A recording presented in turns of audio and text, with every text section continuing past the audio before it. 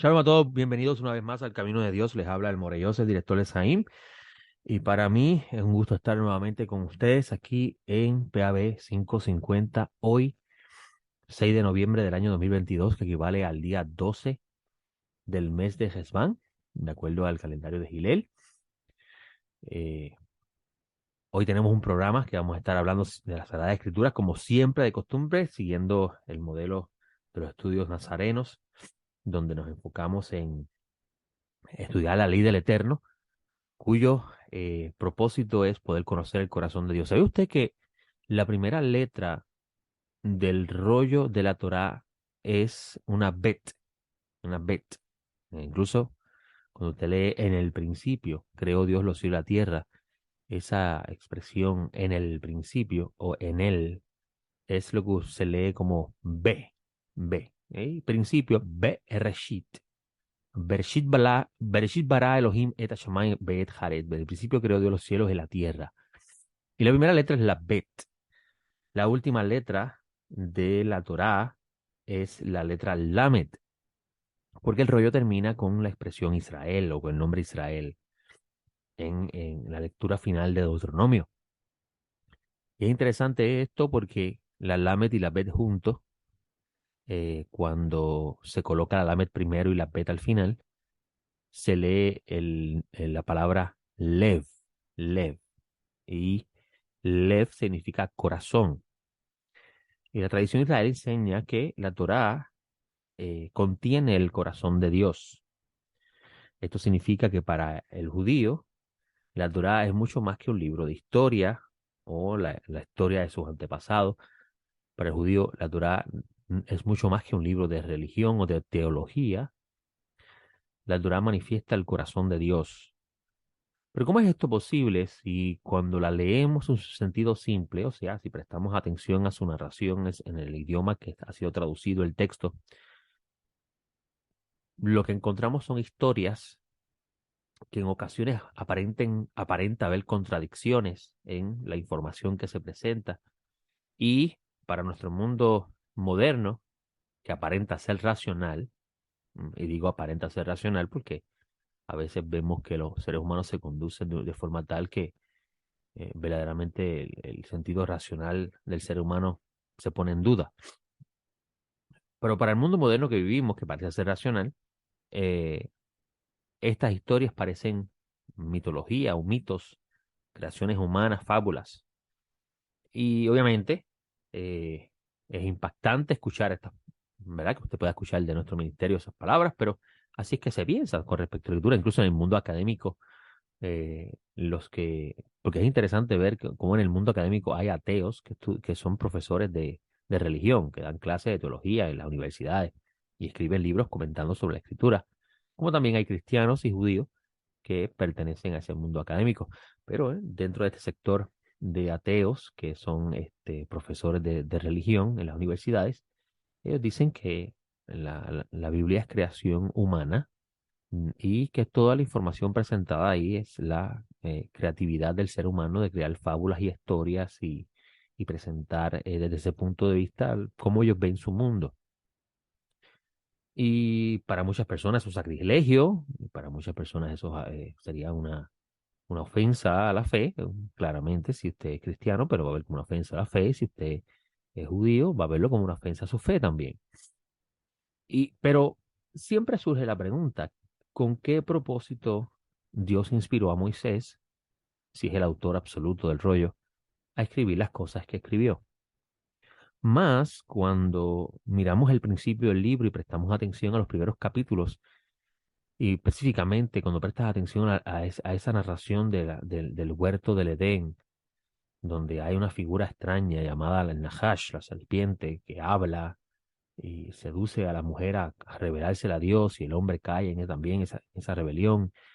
Cómo hay un árbol que el fruto de esta eh, causa que el ser humano se le abran los ojos y pueda ver que está desnudo, o sea, le despierta la conciencia del ser humano a conocer, a tener entendimiento de cosas que no tenía entendimiento y que con el pasar del tiempo se ha presentado como que fue una manzana la que comió Eva con Adán, cosa que por ningún lado está escrito eso.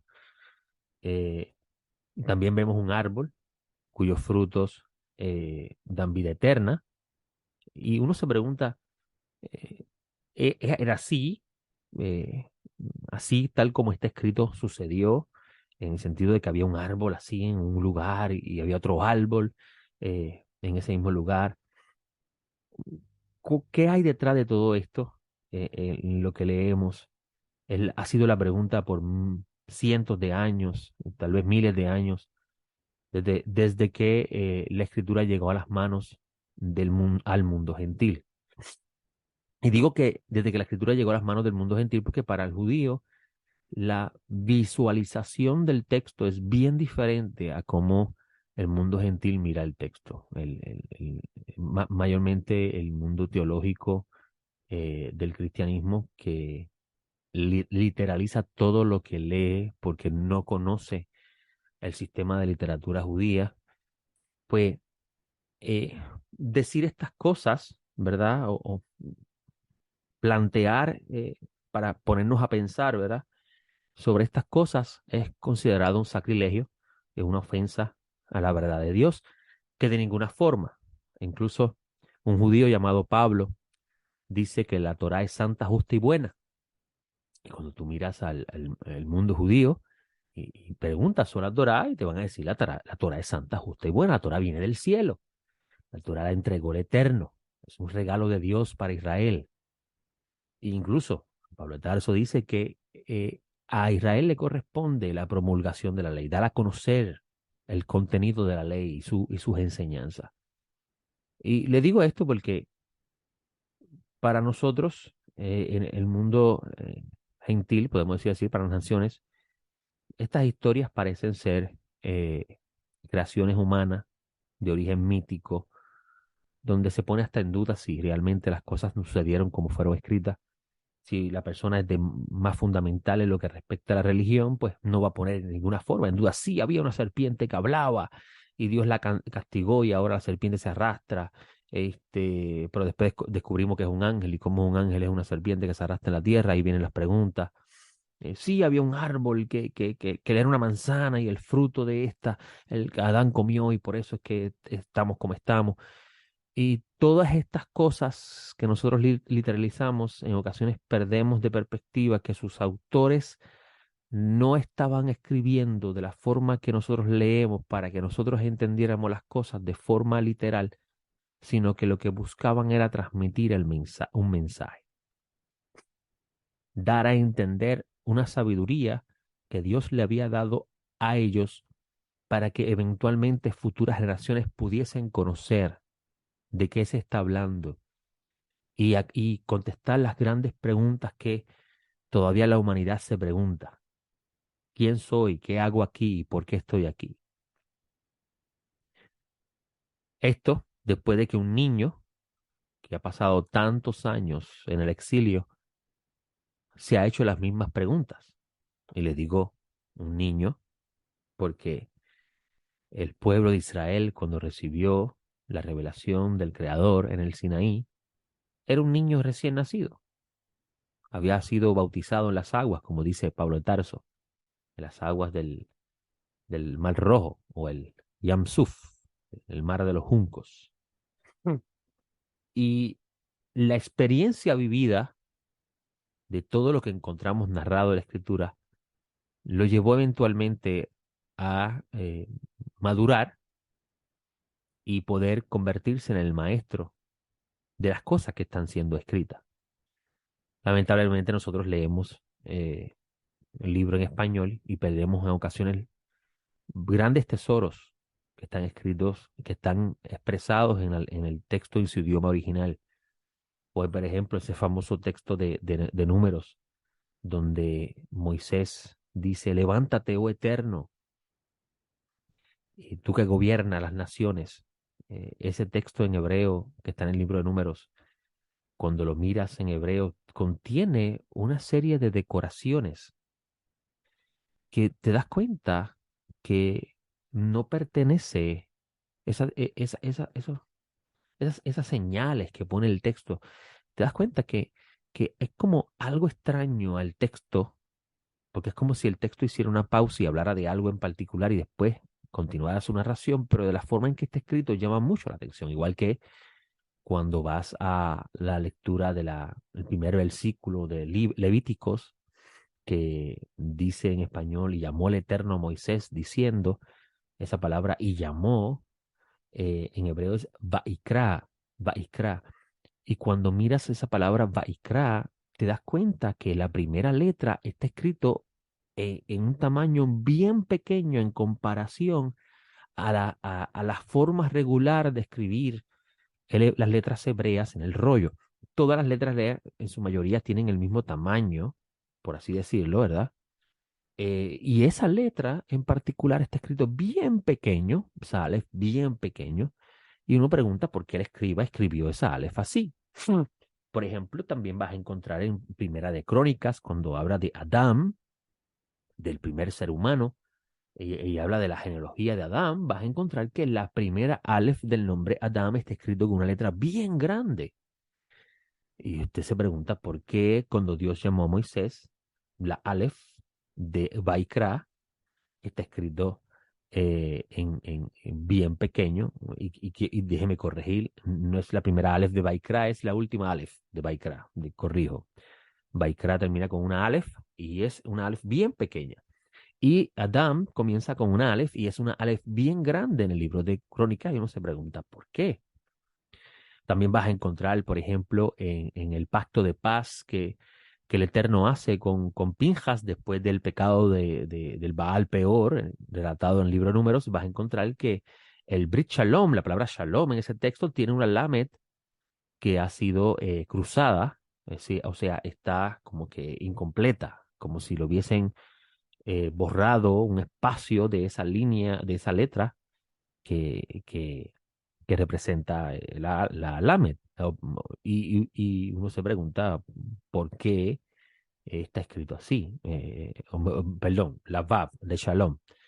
Y todas estas cosas que les estoy mencionando son esas cosas que decía el rabino de Nazaret que no, ni tan siquiera esos detalles en el rollo pasarán hasta que todo se cumpla.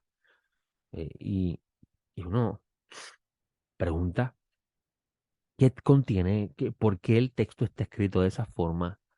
¿Qué cosas desea, el escriba desea dar a conocer cuando ah, ah, per- sigue copiando ese rollo con esas variaciones? No, pero sí lo que aparente ser algo que no es normal en su narración.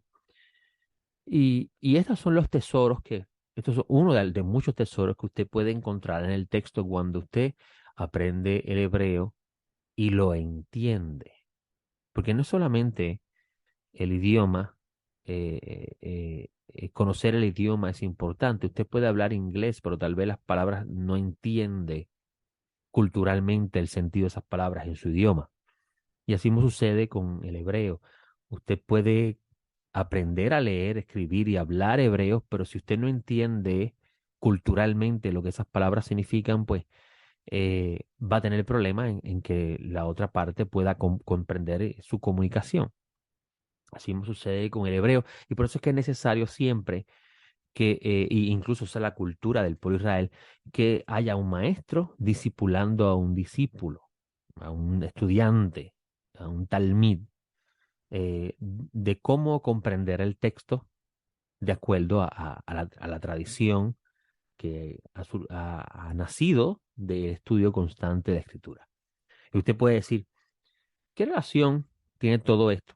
Bueno, en lo que vamos a estar hablando ahora, mucho en gran manera. Porque la porción que estudiamos el día de ayer se titula Lej Leja. Lej Leja. Lej Leja se encuentra en Génesis capítulo 12, versículo 1 y termina el 17:27. Y ella concentra su narración en la figura histórica de Abraham, que en el tiempo antiguo, antes de el cambio de su nombre, se llamaba Abram. Abram nació en Ur de los Caldeos. Ur de los Caldeos, interesante, porque geográficamente había un lugar llamado Ur en la tierra del Sinar, en el área conocida hoy como Mesopotamia. Pero lo que nos debe llamar la atención es la forma en que el israelita escribe, o Moisés, el autor del rollo, escribe la palabra Ur. La palabra Ur está escrita de la misma forma en que se escribe la palabra Or. Y usted dirá, Joseph no dijo nada. Sí, tenga paciencia. La palabra Or en hebreo es luz. Y la palabra Ur está escrita de la misma forma. Aleph, Vav, Resh. Lo que cambia es la pronunciación. ¿Sabía usted que antes de, o mejor dicho, mucho tiempo atrás, la Torá no contenía vocales, son puras consonantes, o siempre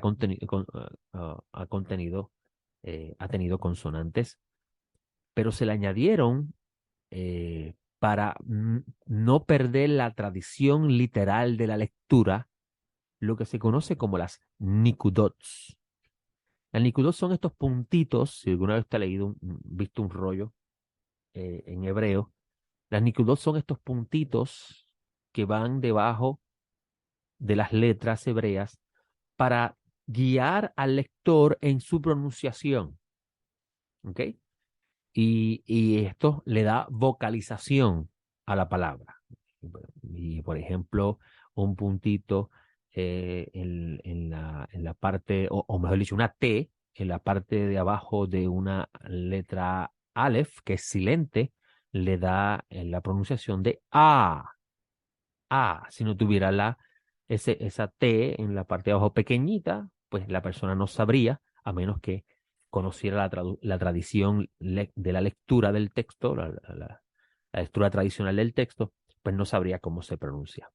Esto es muy importante porque las Nikudot crearon una lectura simple del texto para preservar, por así decirlo, una tradición histórica de la narración.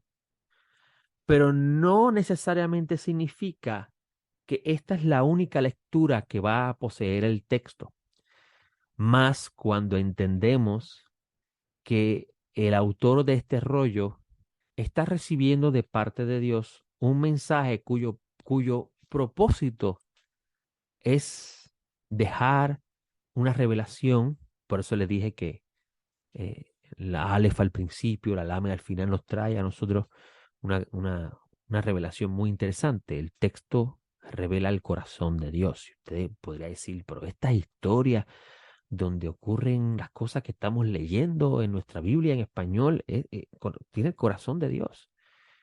Y obviamente porque tenemos la lectura de acuerdo tenemos la traducción de acuerdo a la lectura tradicional del texto. Y pues tenemos un lugar, por ejemplo, en el caso de Abraham, que salió de un lugar geográfico llamado Ur, pues usted va inmediatamente en su lectura simple, va a decir, ok, Abraham salió de este lugar geográfico y pues claro, Dios lo sacó porque le iba a dar en herencia la tierra de Israel. Pero la pregunta que debemos hacernos es por qué está escrito de esa forma, por qué se escribe con las mismas letras de la palabra luz. Porque hay otra forma de escribir la palabra ur, ¿oyó? Usted puede coger una vav y le pone una nikudot en el centro y después de la vav le pone la resh y tiene la palabra ur también. Así que la pregunta que debemos hacer es por qué el escriba, la casa escribal, escribe, o Moisés, que es podemos decir, el fundador de la casa escribal, escribe el rollo, esa palabra, de esa forma. Y esto porque, más allá de la historia de Abraham, Dios está escondiendo un mensaje que el pueblo de Israel conoce muy bien. Y es que Abraham salió de la luz de los caldeos. La luz de los caldeos. Que geográficamente se llamaba Ur y se escribe de la forma que yo le mencioné, porque Dios está enviando un mensaje al lector que va a explicar los misterios de la ley de Dios. Abraham es el primero que sale de la luz de los caldeos. Pero esto claramente, pues, nos hace la pregunta, ¿qué quiere decir usted con esto? Que Abraham es el primero que sale de la luz de los caldeos. Pues amigo, por alguna razón, antes de la historia de Abraham, la escritura contiene una, una narración bien misteriosa con respecto al origen de los idiomas. Y cómo este lugar se llama Babel, que en el capítulo 10 se dice que es el primer reino que existió en la tierra. Y cómo de Babel nace Babilonia y se convierte Babilonia en el ejemplo del sufrimiento del exilio, en un lugar de confusión, en un lugar donde el entendimiento es nulo, aunque aparenta haber luz. En la sabiduría de Israel se enseña que en el mundo de la oscuridad también hay luz, o sea, en el mundo de la confusión, en el mundo del caos y el desorden hay luz, pero esa luz es una luz que en vez de progresar, se disminuye. Y que el que tenga entendimiento, que entienda lo que estamos diciendo. Y Abraham sale a este lugar, llamado Ur de los Caldeos eh, o Ur Kasdim, o la luz de los caldeos. Y los caldeos eran expertos astrónomos, eran adoradores de las estrellas, de los astros. Por eso vas a encontrar en un midrash de Israel que dice que Dios le confundió los idiomas a esta generación que iba a construir la torre para que ellos no pudieran conocer los nombres de los ángeles y utilizarlos para lograr sus propósitos. Y usted lee eso y dice, ¿qué es eso, amigo? Y lo que están diciendo los sabios de Israel es que Dios le confundió los idiomas a los antiguos para que no pudiesen manipular a los ángeles que fueron creados para asistir al ser humano en el plan de Dios.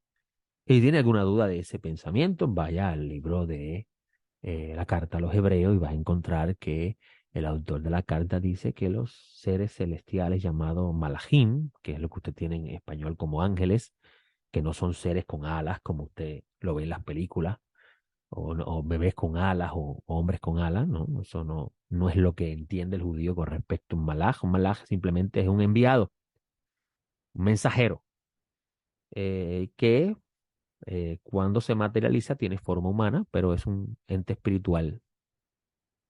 Y vas a encontrar que dice el autor de Hebreo que los malajim vienen en asistencia de aquellos que van a heredar salvación. Así que sí, la idea judía de que estos entes espirituales fueron creados para asistir al humano es cierto. Se- se- está- los nazarenos lo enseñan. Es algo judío. Mm. Y a consecuencia de esta confusión, Abraham es el primero que sale de ella, de esta luz de la confusión. Abraham era un experto a caldeo, se crió en esa cultura. Y por eso es que Dios le dice a él, mira las estrellas a ver si las puedes contar. Y es interesante notar que en el hebreo la palabra hebrea que se utiliza para contar es la misma que se utiliza para leer. Lo que cambia es su pronunciación. O sea que Dios le está diciendo a Abraham, mira, Abel, mira las estrellas a ver si las puedes leer. Interesante, ¿no? Y después le dice, así será tu descendencia como las estrellas del cielo. O sea, los antiguos pensaban que las estrellas eran seres celestiales. Y de ahí es que empieza a nacer la idea de que los seres humanos en la regeneración serían como los ángeles.